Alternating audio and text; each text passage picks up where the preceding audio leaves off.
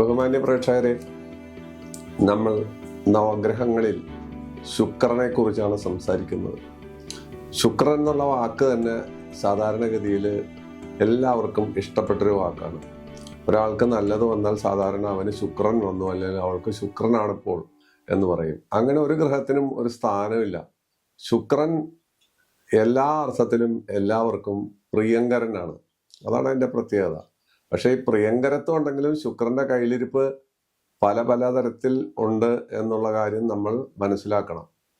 നന്നായാൽ എന്നല്ല, എവിടെ നിന്നാലും സാധാരണഗതിയിൽ മറ്റ് ഗ്രഹങ്ങളെ അപേക്ഷിച്ച് നോക്കുമ്പോൾ ശുക്രൻ ചന്ദ്രനെ ആസ്പദമാക്കി പറയുമ്പോൾ ആകെ ദോഷം വരുന്നത് 7, 10 അതുപോലെയുള്ള അപൂർവ സ്ഥാനങ്ങളിലാണ്. 6, 7, 10 മുതലായ അപൂർവ സ്ഥാനങ്ങളിലാണ് ദോഷം. 12-ൽ നിന്നാൽ പോലും, അഷ്ടമത്തിൽ നിന്നാൽ പോലും ഗുണം തരുന്ന ഒരേ ഒരു ഗ്രഹം ശുക്രനാണ്. അത് അദ്ദേഹത്തിന് മാത്രമുള്ള പ്രത്യേകതയാണ്. ബാക്കി എല്ലാവർക്കും ഓരോരോ സ്ഥാനങ്ങളുണ്ട്. അതനുസരിച്ച് മാത്രമേ ഗുണഫലം തരൂ. അതാണ് ഞാൻ പറഞ്ഞത്. അഷ്ടമത്തിൽ നിന്നാലും 12-ൽ നിന്നാലും ഗുണം തരുന്ന ഒരേ ഒരു ഗ്രഹമാണ് ശുക്രൻ. അപ്പൊ അതിനെക്കുറിച്ച് നമ്മൾ പറയുന്നതിൽ അതിശയോക്തിയില്ല. അപ്പോൾ എല്ലാവർക്കും നല്ലത് വരുമ്പോൾ ഈ ഗ്രഹത്തെയാണ് പ്രകീർത്തിക്കുക, അതിനെ കൂട്ടിയാണ് പറയുക അവന് ശുക്രൻ വന്നു എന്നെല്ലാം പറയുന്നത്. നമുക്ക് ആ ശുക്രന്റെ ഉള്ളറകളിലേക്ക് വളരെ ചെറുതായിട്ട്, എന്ന് വെച്ചാൽ അങ്ങനെ ഇറങ്ങി ചെല്ലാൻ പറ്റില്ല. അങ്ങനെ ചെല്ലണമെങ്കിൽ മണിക്കൂറുകളുള്ള വീഡിയോ ആയിരിക്കണം. ഇത് നമ്മൾ വളരെ കുറച്ച് 20 22 മിനിറ്റുള്ള വീഡിയോ ആയതുകൊണ്ട് വളരെ കുറച്ച് കാര്യങ്ങൾ മാത്രമേ ഉള്ളൂ. അസുരഗുരുവാണ് ശുക്രൻ, ദേവഗുരു വ്യാഴം. ഇതിനെക്കുറിച്ചൊക്കെ പല എപ്പിസോഡിലും പറഞ്ഞിട്ടുണ്ട്. അപ്പൊ അസുരഗുരു ശുക്രന്റെ കയ്യിലിരിപ്പും പറഞ്ഞിട്ടുണ്ട്. അയാളുടെ കയ്യില് ഇല്ലാത്ത കാര്യങ്ങളൊന്നുമില്ല. അദ്ദേഹത്തിന്റെ നക്ഷത്രം പൂരാടമാണ്, ജനനം വെള്ളിയാഴ്ചയാണ്. അതുപോലെ ഒരുപാട് കാര്യങ്ങൾ നമ്മൾ പല എപ്പിസോഡിലും ആവർത്തിച്ചിട്ടുണ്ട്. കയ്യിൽ മൃത്യുഞ്ജയ മന്ത്രമുണ്ട്, അതുപോലെ മൃതസഞ്ജീവനിയുണ്ട്. ഇതെല്ലാം ശിവന്റെ കയ്യിൽ നിന്ന് കൈക്കലാക്കിയതാണ്. ശിവന് ഇഷ്ടപ്പെട്ട വ്യക്തിയാണ് ശുക്രൻ. ശുക്രാചാര്യയുടെ ശല്യം മൂത്തപ്പോ ശിവൻ അദ്ദേഹത്തെ എടുത്ത് വിഴുങ്ങി കഴിഞ്ഞ് വയറ്റിൽ ചെന്ന് കിടന്ന് മൃത്യുഞ്ജയ മന്ത്രവും പഠിച്ചുകൊണ്ട് മൂത്രത്തിലൂടെ പുറത്തു വന്നു എന്നുള്ള കഥ ഞാൻ പറഞ്ഞു കഴിഞ്ഞാണ്. അതുകൊണ്ട് ഞാൻ റിപ്പീറ്റ് ചെയ്യുന്നില്ല. അതെല്ലാം നിങ്ങൾ ഓർക്കുക എന്ന് മാത്രമാണ് പറയാനുള്ളത്. അപ്പൊ ശുക്രന് ബന്ധുക്കളായിട്ട് ബുധനും ശനിയുമാണുള്ളത്. ശുക്രന് ശത്രുക്കളുണ്ട്. രവി, ചന്ദ്രൻ, അത് ശുക്രന്റെ ശത്രുക്കളാണ്. ശുക്രനോട് വ്യാഴത്തിന് ശത്രുത വേറെ ഉണ്ട്. ശുക്രൻ നോക്കുമ്പോൾ ശുക്രന് സമനാണ് വ്യാഴവും കുജനും. ഇത് ഓർത്തിരിക്കണം. നമ്മൾ കാര്യങ്ങൾ മനസ്സിലാക്കുമ്പോൾ ഓർത്തിരിക്കണം. അപ്പൊ ശുക്രൻ എന്ന് പറയുന്ന ഗ്രഹം പല നന്മകളുടെയും അതിലധികം തിന്മകളുടെയും അനുവാചകനാണ്. അതാണ് ഏറ്റവും വലിയ കാര്യം. സ്വർണം, വിവാഹം, രതികല, പ്രേമം, കല, സംഗീതം, നൃത്തം, പറഞ്ഞാൽ തീരാത്ത അത്ര വലിയ വലിയ കാര്യങ്ങളുടെ അനുവാചകനാണ്, പ്രയോക്താവാണ് ശുക്രൻ. ആ ശുക്രൻ നമ്മുടെ ജാതകത്തിലോ അല്ലെങ്കിൽ നമ്മുടെ ഗ്രഹനിലയിലോ നല്ല നിലയിൽ നിന്നാൽ അനുഭവിക്കുന്ന കാര്യങ്ങൾ വർണ്ണാതീതമാണ്. നല്ല ജൗളി വ്യാപാരികള്, തുണിക്കച്ചവടക്കാര് ശുക്രന്റെ സ്വാധീനമുള്ളവരായിരിക്കും. സ്വർണ വ്യാപാരികള് ശുക്രന്റെ സ്വാധീനമുള്ളവരായിരിക്കും. അതുപോലെ കലാകാരന്മാര്, സിനിമ നടന്മാര്, ഗായകര്, വലിയ വലിയ ഗായകര്, യേശുദാസിനെ പോലെയോ മുകേഷിനെ പോലെയോ ഒക്കെ ഉള്ള വലിയ ഗായകര്, അവർക്കെല്ലാം SP ബാലസുബ്രഹ്മണ്യം, എസ് ജാനകി, അതുപോലെ മുകേഷ്, ഇവരൊന്നും സംഗീതം പഠിച്ചവരല്ല. പക്ഷെ അവര് ഇതിഹാസ ഗായികമാരോ ആയതാണ്. എസ് ജാനകിയും മറ്റും സംഗീതം പഠിച്ചിട്ടേ ഇല്ല. പക്ഷെ അവരെല്ലാം ഈ ശുക്രന്റെ ആനുകൂല്യം അനുഭവിക്കുന്ന ആയിരുന്നു. അതിൽ എസ് ജാനകി ജീവിച്ചിരിപ്പുണ്ട്, SP പോയി, മുകേഷ് എന്നേ പോയി. അപ്പോ അദ്ദേഹത്തിൻ്റെയൊക്കെ പാട്ടുകൾ ഇന്നും നമ്മളുടെ ചെവിയിലും ഇന്നും യൂട്യൂബിലെല്ലാം അലയടിച്ചുകൊണ്ടിരിക്കുകയാണ്. കാരണം അതാണ് ശുക്രന്റെ പ്രത്യേകത. ഇതുപോലുള്ള ഒരുപാട് കാര്യങ്ങളുണ്ട്. ശുക്രൻ ലഗ്നത്തിൽ നിന്നാൽ എന്തായിരിക്കും സ്ഥിതി എന്ന് നേരിട്ട് നോക്കാൻ അങ്ങോട്ട് കയറാം. ഇതിങ്ങനെ പറഞ്ഞ് ശുക്രനെ കുറിച്ച് പറഞ്ഞാൽ വളരെ രസകരമായിട്ട് ഒരുപാട് കഥകൾ പറഞ്ഞു. അതുകൊണ്ട് ഞാൻ കട്ട് ചെയ്യണത്. അപ്പൊ ശുക്രൻ ലഗ്നത്തിൽ നിന്നാൽ അവൻ കണക്ക് ശാസ്ത്രത്തിൽ വിദഗ്ധനായിരിക്കും, അവൻ ഭാഗ്യവാനായിരിക്കും. അവൻ സുന്ദരനായിരിക്കും, അവൻ അല്ലെങ്കിൽ അവള് ധീരതയുള്ളവളായിരിക്കും, അല്ലെങ്കിൽ ധീരനായിരിക്കും, സുന്ദരിയായിരിക്കും, സുന്ദരനായിരിക്കും, ആയുസ് ധാരാളം ഉണ്ടാവും. ജ്യോതിഷം പോലെയുള്ളതായ നിഗൂഢ ശാസ്ത്രത്തില് നല്ല പാണ്ഡിത്യവും ഈ വ്യക്തിക്കുണ്ടാവും. അപ്പോ ലഗ്നത്തിൽ നല്ല കാര്യം പറയണത് ധനവാനായിരിക്കും. 2-ൽ നിന്നാല്, 2 എന്ന് പറഞ്ഞാൽ വിദ്യാസ്ഥാനമാണ്, മുഖമാണ്, മറ്റു പലതാണ്, മാരകസ്ഥാനം ഒക്കെയാണ്. 2-ൽ നിന്നാൽ കവി, വിദ്യാസമ്പന്നത, സൗന്ദര്യം, ഉന്നത വിദ്യ, അതുപോലുള്ള നല്ല സ്വഭാവവിശേഷം, നല്ല വാക്ക്, ഈ ഗായകരുടെയൊക്കെ വാക്ക്, ശബ്ദം വളരെ ഗംഭീരമായിരിക്കും. അത് 2 അതിനെ അവിടെ സ്വാധീനിക്കുന്നുണ്ട്. 2-ാം ഭാവം അതിനെ സ്വാധീനിക്കുന്നുണ്ട്. അതിൽ ശുക്രന്റെ സ്വാധീനം ഉണ്ടാവും. അത് നമ്മൾ ഓരോരുത്തരുടെ ജാതകമൊക്കെ എടുത്ത് നോക്കിയാലേ നമുക്ക് മനസ്സിലാവുള്ളൂ. അപ്പൊ 3-ൽ ശുക്രൻ നിന്നാൽ, ലഗ്നാൽ 3-ൽ ശുക്രൻ നിന്നാൽ ആള് പിശുക്കനായിരിക്കും. അത്ര നല്ല ഒരു സ്ഥലമല്ല അത്. പിന്നെ സഞ്ചാരം കൂടുതലായിരിക്കും, സുഖഹാനി ഉണ്ടാവും, ഭാര്യ ഭർത്തൃ ബന്ധത്തില് അലോസരങ്ങൾ ഉണ്ടാകും. അതാണ് 3-ൽ അത്ര നല്ലതല്ല ലഗ്നാൽ 3-ൽ.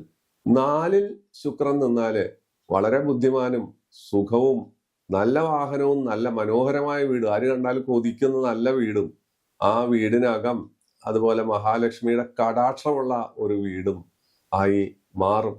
എന്നുവെച്ചാൽ ശുക്രന്റെ പ്രത്യേകതയാണത്. 4-ൽ ശുക്രൻ നിൽക്കുന്നവർക്ക് ഉണ്ടാകുന്ന ഒരു ഗുണമാണ് വാഹനയോഗം. ആ വാഹനം നല്ല വാഹനമായിരിക്കും, ഇങ്ങനെയൊക്കെയുള്ള കാര്യങ്ങൾ. അത് കഴിഞ്ഞാൽ 5-ൽ ശുക്രൻ നിന്നാൽ രതികലയിലൊക്കെ കുഴപ്പമുണ്ടാവില്ല, പക്ഷെ പുത്രന്മാര് കുറവായിരിക്കും, പുത്രികളായിരിക്കും കൂടെ ഉണ്ടാവുന്നത്. പുത്രികളായിരിക്കും സാധാരണഗതിയിൽ കൂടുതൽ, സ്ത്രീ സന്താനം. നല്ല തന്ത്രശാലിയായിരിക്കും, മനസ്സിന്റെ സ്വാധീനം കൂടി അവിടെ വരും. നല്ല തന്ത്രശാലിയായിരിക്കും, നല്ല രാഷ്ട്രീയക്കാരനായിരിക്കും, അയാളുടെ വാക്കുകൾ അവർക്ക് ഇഷ്ടമായിരിക്കും. അയാൾ വിഡ്ഢിത്തം വിളിച്ചു പറഞ്ഞാലും അത് ജനത്തിന് അത് ഇഷ്ടപ്പെടും. അങ്ങനെയുള്ള രാഷ്ട്രീയക്കാരൻ നമ്മുടെ ഇടയിൽ ഉണ്ടായിരുന്നു. നിങ്ങളത് ഓർക്കുക. ഞാൻ ആരുടെയും പേര് പറഞ്ഞ് അവരെ നന്നാക്കാനോ താഴ്ത്താനോ ശ്രമിക്കുന്നില്ല. വളരെ തന്ത്രപരമായി നുണകളെല്ലാം പറയും, ആ നുണകളെല്ലാം സ്വീകരിക്കപ്പെടും. ഇങ്ങനെയൊക്കെയുള്ള കാര്യങ്ങൾ 6-ൽ ശുക്രനുള്ളവർക്കുള്ളതാണ്. 7-ൽ ശുക്രനുള്ളവര് കാമകലയിലൊക്കെ വളരെ വിദഗ്ധന്മാരായിരിക്കും, സുഖം ഉണ്ടാവും, രതികലയിലൊക്കെ വളരെ കാര്യഗൗരവമായ കാര്യങ്ങൾ ഉണ്ടാവും. പക്ഷേ അന്യ സ്ത്രീ പ്രസക്തി, അന്യ പുരുഷ പ്രസക്തി, ഈ ഒരു ദോഷം അവിടെ ശുക്രൻ കൊണ്ടുവരും.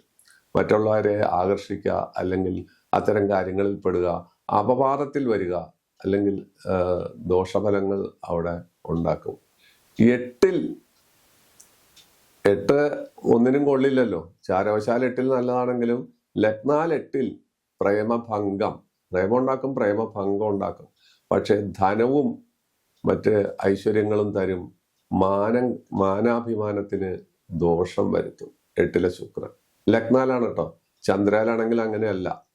9 എന്ന് പറയുന്നത് ഭാഗ്യസ്ഥാനം, പൂർവ്വ പുണ്യ സുഹൃതം, അങ്ങനെയൊക്കെയുള്ള ഏത് ദൈവത്തെ ആരാധിക്കാനുള്ള ഒരു ഭാഗം, 5ഉം 9ഉം. അപ്പോ അതിൽ ഗുരുഭക്തി, കീർത്തി, സഞ്ചാരം, സൗന്ദര്യം, അതുപോലെ ആകർഷണ ബലം, ഭാഗ്യം കൊണ്ട് പ്രസിദ്ധി, കീർത്തി, മന്ത്രിസ്ഥാനം വരെ എത്താം, അല്ലെങ്കിൽ വലിയ പദവി വരെ എത്താം. നമ്മൾ ഉദ്ദേശിക്കാത്ത, പിടിച്ചാൽ കിട്ടാത്ത പദവി വരെ 9-ൽ ശുക്രനുള്ളവർക്ക്. അത് പാപബന്ധം ഇല്ലാതെ നിൽക്കണം. എല്ലാ കാര്യങ്ങൾക്കും ഞാൻ പ്രത്യേകം പറയുന്നു, ശുക്രൻ പാപബന്ധം വന്നാൽ ആ ശുക്രന്റെ ബലം മറ്റ് പാപന്മാർ വലിച്ചെടുത്ത് അവര് ഇത്തിക്കണ്ണി പോലെ വളർന്ന് പൂവിട്ട് നിൽക്കും. മരം ഉണങ്ങിയ ഇത്തിക്കണ്ണിയും പോവും എന്നതുപോലെയാണ്. ചില രാഷ്ട്രീയ പാർട്ടികളെ പോലെയാണ്. ആരെങ്കിലും കൂടെ നിന്നാൽ അവർക്ക് 5, 10, 4, 5 സീറ്റ് കിട്ടും. ആ പാർട്ടി, മെയിൻ പാർട്ടി തോറ്റു കഴിഞ്ഞാൽ അവരും ഇത്തിക്കണ്ണി പോലെ ഉണങ്ങിപ്പോകും. അതാണ് എന്റെ പ്രത്യേകത. അപ്പൊ 10-ൽ ശുക്രൻ നിൽക്കുന്ന ആളുകളിൽ പലരും വക്കീലന്മാരായിരിക്കും, ചാർട്ടേഡ് അക്കൗണ്ടന്റ് ആയിരിക്കും, അല്ലെങ്കിൽ ജഡ്ജി, അതുപോലെ മജിസ്ട്രേറ്റ്, ഉന്നതമായ പദവി, പബ്ലിക് പ്രോസിക്യൂട്ടർ, ഇങ്ങനെയൊക്കെയുള്ള കാര്യങ്ങൾ. നല്ല ബുദ്ധിശക്തിയും നല്ല പ്രസംഗകരായിരിക്കും അവര്. ഇപ്പോ പ്രസംഗകലയിലൊക്കെ ഇതിഹാസങ്ങളായിട്ടുള്ള ഒരുപാട് ആളുകളെ കുറിച്ച് നമ്മൾ പറയാറുണ്ട്. ഞാൻ പലപ്പോഴും പറഞ്ഞിട്ടുണ്ട്, കൗമുദി ബാലകൃഷ്ണൻ, ടിക്കറ്റ് പ്രോഗ്രാം ആയിരുന്നു അദ്ദേഹത്തിന്റെ പ്രസംഗം. വൈക്കം ചന്ദ്രശേഖരൻ നായർ, സാനുമാഷ്, സുകുമാർ അഴീക്കോട് എന്ന് വേണ്ട ഒരുപാട് പ്രസംഗകരെ നമുക്ക് പറയാനുണ്ട്. ഒരുപാട്. അവരുടെ പ്രസംഗം ഒരു അലയടി പോലെ നമ്മൾ കേട്ടുകൊണ്ടിരിക്കും, കേൾക്കാൻ വളരെ സുഖകരമായിരിക്കും. അതാണ് 10-ൽ ശുക്രൻ നിൽക്കുന്നവരുടെ പ്രത്യേകത. ആ കാര്യത്തിൽ അവര് വാക്കും വാചകവും അവർക്ക് വളരെ ഗംഭീരമായിരിക്കും. സരസ്വതി അവരുടെ കൂടെ നാക്കത്തുണ്ടാവും, ദക്ഷിണാമൂർത്തി ഓർമ്മയിലുണ്ടാകും. അപ്പോ അതൊക്കെയാണ് അവരുടെ പ്രത്യേകത.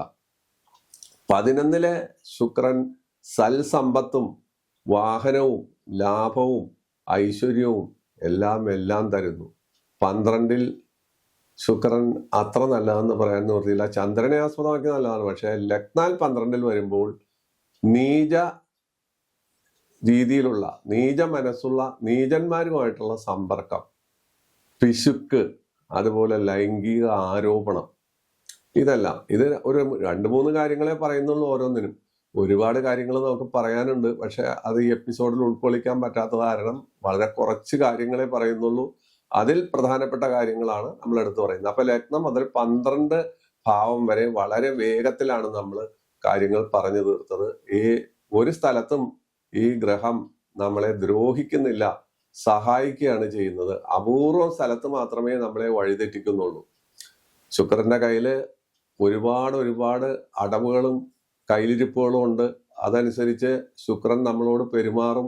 ആ പെരുമാറ്റങ്ങളെല്ലാം ഒട്ടൊക്കെ നമുക്ക് ഛേദോഹരമായിരിക്കും. പിന്നെ അയാളുടെ നിൽപ്പ് മാറിപ്പോവുക, നീചബന്ധം കൈക്കൊള്ളുക. ചിലപ്പോൾ അത് ശുക്രൻ നീചനായി കഴിഞ്ഞാൽ, കന്നിമാസമാണ്, കന്നിയാണ് ശുക്രന്റെ നീചക്ഷേത്രം, അവിടെ നിന്ന് നീചഭംഗരാജയോഗം തന്നാൽ വളരെ നല്ലത്. അതുപോലെ ശുക്രൻ തരുന്ന യോഗം മാളവ്യയോഗം, പഞ്ചമഹാപുരുഷയോഗത്തിൽ ഒന്നാണത്. മാളവ്യയോഗം, സൗന്ദര്യം, കല, സ്ത്രീകളുടെ ചേഷ്ടയെ അനുകരിക്കാം. സ്ത്രീകളാണെങ്കിൽ നൃത്തം, സംഗീതം, കല, ധനം മുതലായ കാര്യങ്ങൾ ഉണ്ടാവും, ദീർഘായുസ് ഉണ്ടാവുക, ഇങ്ങനെയൊക്കെയുള്ള കാര്യങ്ങൾ. പിന്നെ സുനഭായോഗം, ഇതുപോലുള്ള, പിന്നെ അമലായോഗം, ശരഭയോഗം, ചന്ദ്രന്റെ കേന്ദ്രത്തിൽ ശുക്രൻ നിന്നാൽ ശരഭയോഗം വരും. ശരഭയോഗം അത് ശത്രുകുലനാശവും ദീർഘായുസ്സവും തരുന്നു.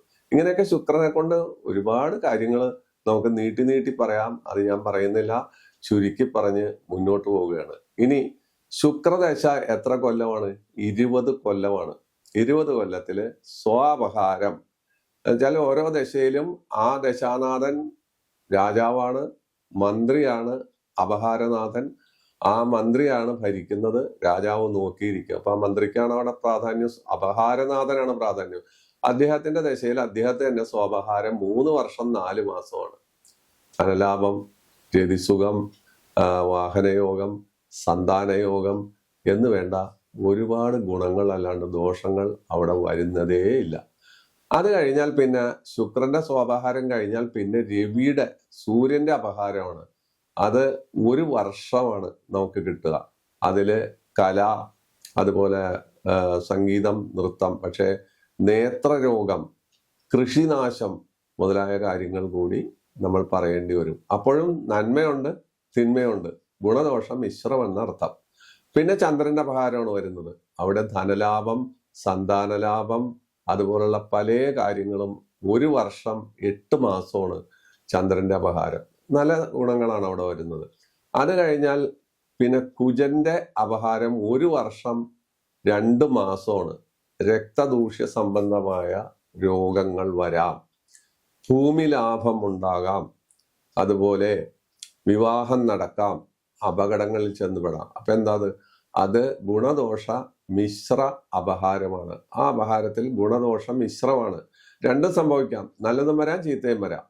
പിന്നെ വരുന്ന അപഹാരം രാഹുവിന്റെ അപഹാരമാണ്. 3 വർഷമാണ്. കിട്ടാക്കടം നമുക്ക് ലഭിക്കും. ആരെങ്കിലും കുറെ പണം വാങ്ങിക്കൊണ്ടുപോയി കിട്ടാതെ കിടക്കുന്നത് രാഹു ദശയിലെ, ശുക്രദശയിലെ രാഹുവിന്റെ അപഹാരകാലത്ത് കിട്ടുന്നതാണ്. വിദേശയാത്ര ഉണ്ടാവും, അന്യഭാഷാ പഠനം ഉണ്ടാകും, കലാലോകത്ത് ഉന്നതിയിലെത്തും, അതുപോലെ അഗ്നിഭയം ഉണ്ടാവും. രാഹു അല്ലേ, രാഹു ആയതുകൊണ്ട് മിശ്രഫലമാണ്. അപ്പോഴും അവിടെ സൽഗുണങ്ങൾ കിട്ടുന്നുണ്ട്, എന്നിട്ടാണ് ചീത്ത ഫലങ്ങൾ കിട്ടുന്നതെന്ന് ആലോചിക്കാം. മറ്റൊരു ദശയ്ക്കും അങ്ങനെയില്ല. വേറെ ഏത് ദശയിൽ രാഹുവിന്റെ അപഹാരമാണെങ്കിലും ഫലം മോശമായിരിക്കും. പക്ഷെ ശുക്രൻ്റെതിൽ വരുമ്പോൾ അവൻ്റെതായ ആ പ്രത്യേകത കൊണ്ട് രാഹുവിന്റെ അപഹാരത്തിൽ പോലും ഗുണം കിട്ടുന്നു. അത് കഴിഞ്ഞാൽ വ്യാഴത്തിന്റെ അപഹാരം 2 വർഷം 8 മാസമാണ്. സർവകാര്യ ലാഭമാണ്. ധനം, ഐശ്വര്യം, പ്രതാപം, മാനസികമായ സുഖം, രതിസുഖം, അതുപോലെ കുടിശ്ശിക കിടക്കുന്ന ധനം കിട്ടുക, ഉദ്യോഗത്തിൽ പ്രമോഷൻ കിട്ടുക, വിദേശത്ത് പോകുക, വീട് വയ്ക്കുക, പുതിയ വാഹനം വാങ്ങുക എന്ന് വേണ്ട പുണ്യസ്ഥല സന്ദർശനങ്ങൾ നടത്തുക, ഇങ്ങനെയൊക്കെയുള്ള കാര്യങ്ങൾ ശുക്രന്റെ വ്യാഴാപഹാരത്തില് നമുക്ക് സംഭവിക്കുന്നു. അത് കഴിഞ്ഞാൽ ശനിയുടെ അപഹാരം 3 വർഷം 28 ദിവസമാണ്. അതില് അത്ര തന്നെ ഗുണകരമായ അനുഭവങ്ങൾ ഉണ്ടാവില്ല. വൃദ്ധ സ്ത്രീകളുമായി അല്ലെങ്കിൽ വൃദ്ധ പുരുഷന്മാരുമായി സമ്പർക്കങ്ങൾ, ലഹരി വസ്തുക്കളോട് താല്പര്യം, രോഗം, വന്ധ്യത, ഇങ്ങനെയൊക്കെയുള്ള കാര്യങ്ങൾ, നപുംസകത്വം മുതലായ കാര്യങ്ങൾ ആ ശനിയുടെ അപഹാരം അത്ര തന്നെ നല്ലതല്ലെന്ന് പറയാം. അത് കഴിഞ്ഞാൽ ബുധന്റെ അപഹാരം വരുന്നു. 2 മാസം 10 ദിവസമാണ്. അതും ഗുണദോഷ മിശ്ര ഫലമാണ്. വേശ്യാബന്ധം അല്ലെങ്കിൽ പരപുരുഷ ബന്ധം, ധനം ധാരാളം കിട്ടും, കച്ചവട ലാഭം ഉണ്ടാവും, വിജയം ഉണ്ടാവും. അതുപോലെ വക്കീലാണെങ്കിൽ കേസുകളിൽ വലിയ വലിയ വിജയങ്ങൾ ഉണ്ടാവും, നനച്ചിരിക്കാത്ത ഭാഗ്യം വന്നുപെടും. പിന്നെ അത് കഴിഞ്ഞാൽ അവസാനത്തെ അപഹാരം കേതുവിന്റെ അപഹാരമാണ്. അത് 2 വർഷം മാത്രമാണ്. അത് ധനനഷ്ടം, അതുപോലെ ദുഷ്ടസംസർഗം, ശരീരം ചൂടാവുക, ഗുഹ്യരോഗങ്ങൾ ഉണ്ടാകുക, ത്വക്ക് രോഗങ്ങൾ ഉണ്ടാകുക, അതുപോലുള്ള പല ദോഷങ്ങളും ശുക്രന്റെ കേതു അപഹാരത്തിൽ ഉണ്ടാകും. അപ്പൊ ഇതെല്ലാമാണ് അപഹാരങ്ങൾ. ഈ അപഹാരങ്ങളുടെ ഫലവും നമ്മൾ വളരെ വേഗത്തിൽ പറഞ്ഞുപോയി. അനേകം ഫലങ്ങളുണ്ട്, അതിൽ വളരെ എടുത്തു പറയാവുന്ന ഫലങ്ങൾ നമ്മൾ വേഗത്തിൽ പറഞ്ഞുപോയി. ഇനി ശുക്രന്റെ ദൈവം ആരാണ്? ഗണപതിയും ഭഗവതിയുമാണ് ശുക്രന്റെ ദൈവം. അപ്പൊ ശുക്രനെ പ്രീതിപ്പെടുത്താൻ, ശുക്രന് എന്തെങ്കിലും ദോഷങ്ങളുണ്ടോ, ശുക്രൻ നീചത്തിൽ നിൽക്കുക, മൗഢ്യത്തിൽ നിൽക്കുക. ശുക്രന്റെ മൗഢ്യം കൊണ്ട് ഒരു പ്രത്യേകതയുണ്ട്. മറ്റ് ഗ്രഹങ്ങളുടെ മൗഢ്യം ജാതിയല്ല ശുക്രമൗഢ്യം.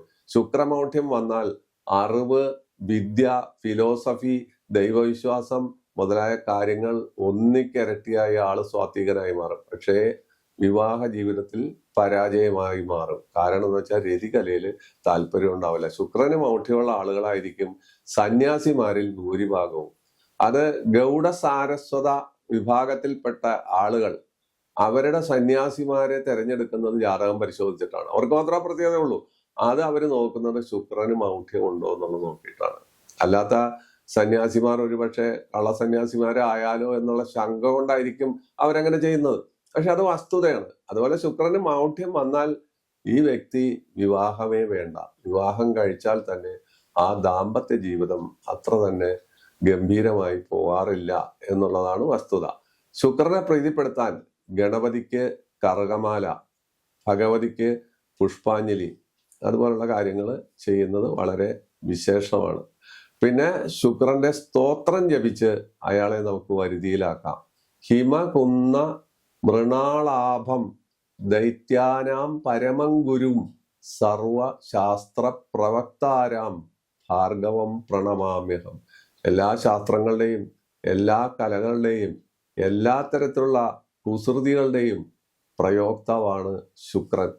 അപ്പൊ ശുക്രനെ നമുക്ക് എല്ലാവർക്കും മറ്റ് ഗ്രഹങ്ങളെ അപേക്ഷിച്ച് അത്യന്തം ഇഷ്ടമാണ്. കാരണം ശുക്രദശ വരുന്നതും ശുക്രദശ പോകുന്നതും ശുക്രന്റെ അപഹാരം മറ്റുള്ളതിൽ വരുന്നതും എല്ലാം എല്ലാവരും ഇഷ്ടപ്പെടുന്നു. പലരും ഇദ്ദേഹം ആരാണെന്ന് അറിയുന്നില്ല, ഇദ്ദേഹത്തിന്റെ പ്രത്യേകത എന്താണെന്ന് അറിയുന്നില്ല എന്നുള്ളതാണ് പ്രത്യേകത.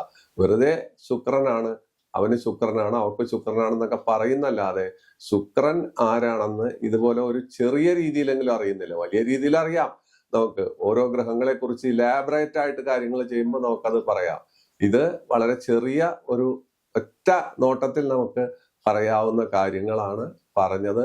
ഈ അധ്യായം ഞാനിവിടെ ചുരുക്കുന്നു. അപ്പോ നിങ്ങൾക്കിത് ഇഷ്ടപ്പെട്ടു എന്ന് വിശ്വസിച്ച് തൽക്കാലം നിങ്ങളുടെ അനുവാദത്തോടുകൂടി വിട പറയുന്നു. എല്ലാ ഞായറാഴ്ചയും ബുധനാഴ്ചയും നമ്മളുടെ ചാനൽ കാണുക, അഭിപ്രായങ്ങൾ രേഖപ്പെടുത്തുക. നിങ്ങളുടെ അഭിപ്രായമാണ് എൻ്റെ ശക്തി. ഇത് ഒരു കച്ചവടമല്ല, കച്ചവടത്തിന് വേണ്ടിയല്ല ഇത് ചെയ്യുന്നത്, അറിവിന് വേണ്ടിയുള്ള ഒരു ചാനലാണ് എന്നുകൂടി പ്രത്യേകം ഓർപ്പിച്ചുകൊണ്ട് നന്ദി, നമസ്കാരം.